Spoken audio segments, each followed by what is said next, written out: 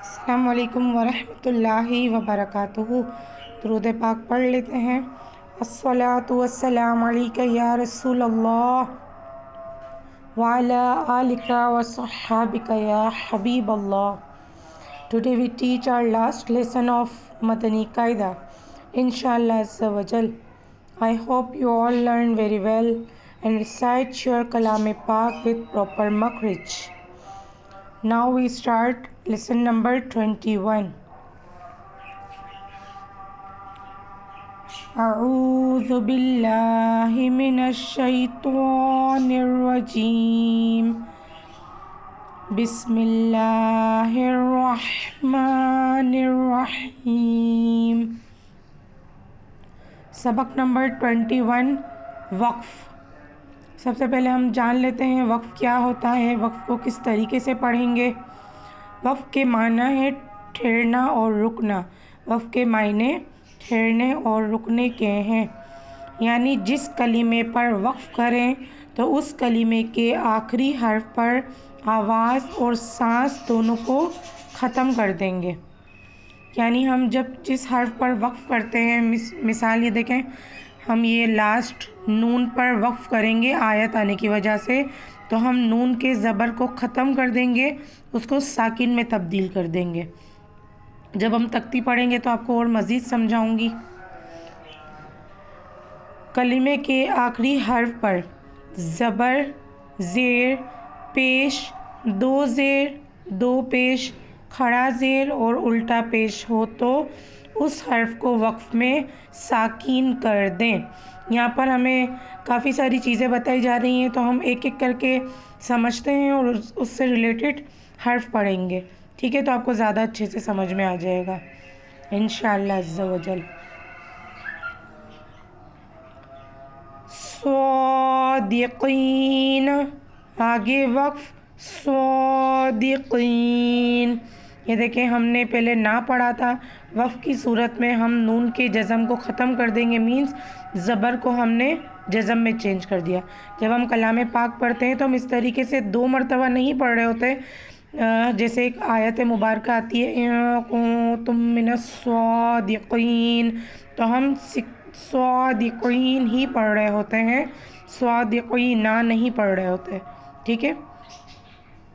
نادمین، آگے وقف نادمین۔ آپ کو دونوں طریقے سے اس لیے پڑھ کے بتا رہی ہوں کہ آپ کو سمجھ میں آ جائے کہ ہم کس حرف کو وقف کر رہے ہیں اور کس طریقے سے کر رہے ہیں۔ مستقیم، آگے وقف مستقیم۔ فیہ، آگے وقف فی۔ یہاں تک ہم نے زبر کو وقف میں تبدیل کیا تھا، اب یہاں پر ہم زیر کو وقف میں تبدیل کر رہے ہیں۔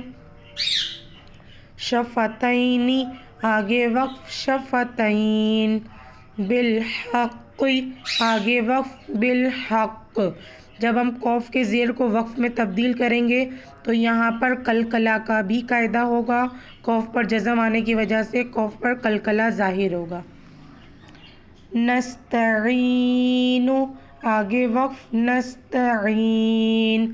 یشاء،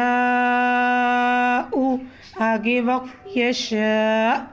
یہاں پر ہم نے پیش کو جزم میں جب تبدیل کیا، حمزہ پر جزم آنے کی وجہ سے حمزہ پر ہم جھٹکا دیں گے۔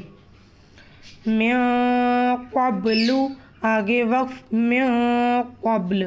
اب یہاں دیکھیں نون ساکن کے بعد قوف ہو رہا ہے، تختی نمبر 12 میں ہم نے پڑھا تھا اکفا کا قاعدہ ہوگا اور لام کے پیش کو ساکن میں تبدیل کر دیں گے۔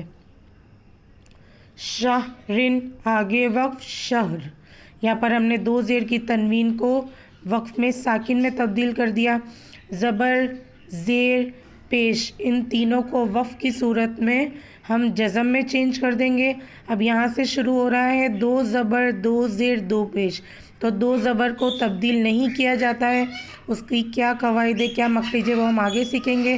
فی الوقت ہم دیکھیں گے کہ دو زیر کو وقف کی صورت میں جزم میں چینج کر دیں گے۔ شیئن، آگے وقف شیء۔ قسط، آگے وقف قسط۔ یہاں پر وہی بات آ گئی قوف والی، قلقلہ کی صورت میں تو پر جزم آ جائے گا تو ہم تو پر بھی ہلائیں گے۔ लहवुन आगे वक्फ लह, क़दीरुन आगे वक्फ क़दीर, बरक़ुन आगे वक्फ बर्क़। कौफ के तनवीन को जब हमने नीचे तब्दील किया तो यहाँ पर भी कलकला का कायदा बनेगा। याद रखिएगा वक्फ की सूरत में कलकला हो रहा है, ऊपर हम कलकला नहीं करेंगे क्योंकि कौफ पर तनवीन है। बिही आगे वक्फ बिह, इबादिही आगे वक्फ इबादिह, बिअम्रिही आगे वक्फ बिअम्रिह। यहाँ पर हमने खड़ी ज़ेर को तब्दील किया, खड़ी ज़ेर को वक्फ में साकिन कर देंगे।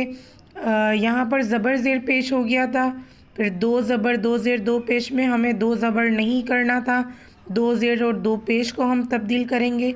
इसी तरह खड़ा ज़बर खड़ी ज़ेर उल्टा पेश, यहाँ पर क्या होगा कि खड़ा ज़बर भी तब्दील नहीं होगा, उसका क्या प्रोसीजर है वो आगे सीखेंगे। खड़ी ज़ेर और उल्टे पेश को हम वक्फ की सूरत में साकिन कर देंगे। रब्बहू आगे वक्फ रब्बह, अखलदहू आगे वक्फ अखलदह, मवाज़ीनुहु आगे वक्फ मवाज़ीनु। यहाँ तक हमारे वो कायदे मुकम्मल हुए जो हमने यहाँ पर पढ़े थे। एक दफ़ा दोबारा हम रिमाइंड कर लेते हैं। ज़बर ज़ेर पेश, दो ज़ेर दो पेश, खड़ा ज़ेर उल्टा पेश, इन तमाम निशानियों को वक्फ की सूरत में साकिन कर देंगे।